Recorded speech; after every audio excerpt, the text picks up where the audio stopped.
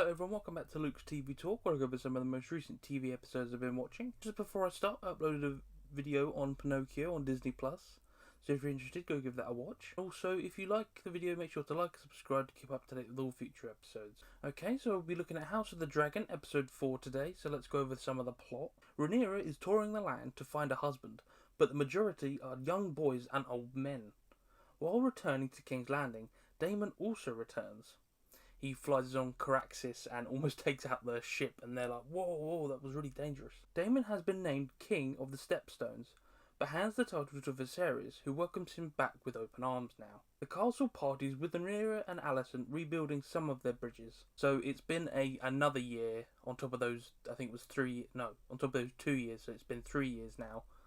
And they've kind of been apart for most of it, they haven't really spoken, and now with Daemon getting closer again to Viserys, Alicent and Rhaenyra are kind of rebuilding that relationship they had before, so it's nice to see them becoming a bit more friendly, because after the thing with her becoming a stepmom, basically, they became very distant. It's revealed Lord Corlys is planning to join with the Free Cities. He's basically going to marry his daughter to one of the sons of, I think it was one of the leading families in Braavos, so they're going to join their houses together and become stronger. Viserys is starting to get sores and cuts all over him, so you can see it up his left arm now, and later in the episode you see he's got tons on his back. He is looking rough and he's falling apart almost, especially since he lost his 2 fingers as well. He's becoming almost like a plague victim with all the sores and stuff he's got on him. Daemon invites Rhaenyra through a secret passage to visit the city at night. King's Landing is crazy at night, so from what they show, there's like performers, there's people just having sex in the streets, just out in the open. There's like people fighting, getting drunk. It is absolute chaos in the streets, and people seem to be loving it. They're just having a great time. Rhaenyra dresses as a boy and wanders the city with Daemon. So she does this because obviously their white hair is obviously very noticeable and very iconic of their family. So Daemon wears a hood and Rhaenyra wears like a beanie just so they can stay incognito.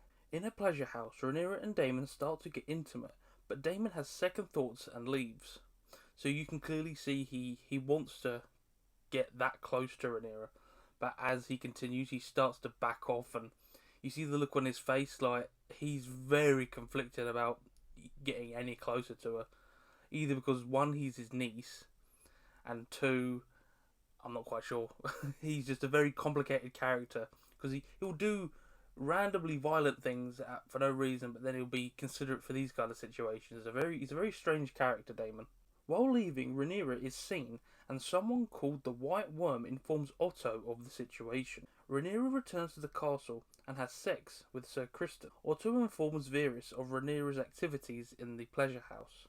So basically, when Rhaenyra came back, she got with Criston, and then Otto went to Viserys, and then Viserys is basically saying, oh, it's all a lie, what are you talking about, Otto? Do you have any evidence? And Otto's like, oh yeah, I was told. And Viserys is basically saying, that's a lie, I want to see some proof almost. Alicent confronts Rhaenyra, who swears nothing happened with Daemon, which is technically true. She didn't lose her maidenhood, from what I've heard is the term in Westeros. Not with Daemon anyway, but obviously they don't know about Criston, so they're not going to talk about that. So Rhaenyra's kind of playing coy and she's telling half-truths. Daemon is dragged half hungover to Viserys, who beats him up and banishes him from King's Landing for, basically, he doesn't deny that he got with Rhaenyra, but he also doesn't fully confirm it, and that's what Viserys talks about with Alicent later. Like, Daemon's trying to get on Viserys' bad side almost and trying to taunt him, but he's a weird character again, because he doesn't want to tell the truth, but he doesn't lie outright. So it's like, what is his long game at the end of the day? Viserys and Rhaena speak, where he tells her she will wed Lenor Velaryon, but Rhaena tells him to deal with Otto.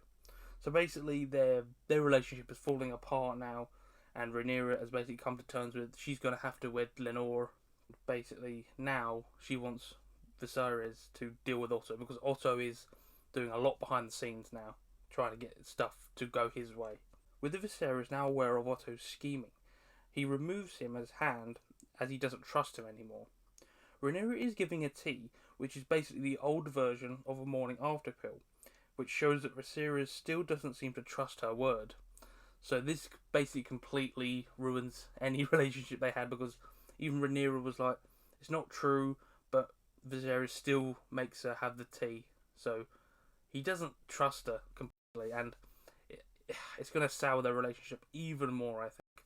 Okay, so this was a very different episode from the first three, because the first three had good chunks of action, but this one was fully focused on the family drama between the different houses and the in-house drama between Viserys and Rhaenyra, and obviously Daemon as well. And it was very full family drama and scheming, because Otto, when he was trying to make Rhaenyra look to be like a bad princess, and he was basically told by Viserys, "I've had enough of you scheming, out of here."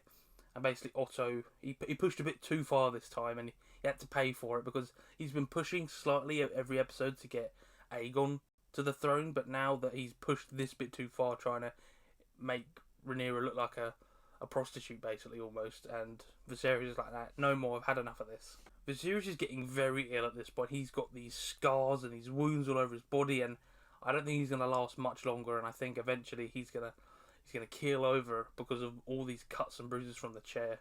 Both Christian and Daemon are conflicted about Rhaenyra, so basically both of them, even though Daemon didn't probably get with Rhaenyra, he was conflicted about it, and even when Christian was with Rhaenyra, he was completely conflicted, because obviously he's a god, and he doesn't want to mix interests, I guess, so he was conflicted the whole time they were together. Alicent is starting to get somewhat hostile towards Rhaenyra, so when she confronted her about the relationship with Daemon, she was bringing up all these things about how these Targaryens have their weird ways, and she was very aggressive with the way she questioned her, and she seems to be becoming a lot more hostile towards Rhaenyra. So that it was somewhat rebuilt this episode, but it might just fall apart again next episode. They're very much on a tightrope of their relationship, between it being fixed and it falling apart completely.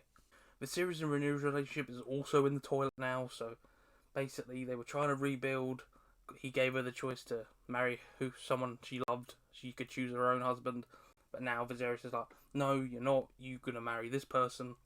And obviously at the end, where he gave her the tea, which is basically the morning after pill, and yeah, Rhaenyra is not gonna trust him. He's not gonna trust her. So that their relationship is done at this point. The city is completely manic at night. It was crazy. Like, they had the fire dragon statues, they had the magic users, people just doing it in the streets, drinking, fighting. It was a crazy sight, because the castle was a lot more calm than the city, and the city was just crazy at night. And then lastly, Daemon, you still love to hate him. He's this strange character that he does some nice things, like he looks out for Rhaenyra, shows her a good time out in the city, but then also tries to have sex with her when he's his niece, and backs out of it as well. And he's a very strange character. He seems righteous and also very I don't know what the word is, evil maybe, or very conniving, but you just love to hate him because he does all these things that are good and bad, and it's like, oh, you love to hate him because he's just that kind of character. But yeah, overall I had a great time with this episode. A lot more action, less focused, a lot more scheming and family drama, but I loved it for that. That's what Game of Thrones excels in, so I love the episode. But yeah, if you enjoyed the episode, make sure to leave a like, subscribe to keep up to date with all future uploads, and until then I will see you all later.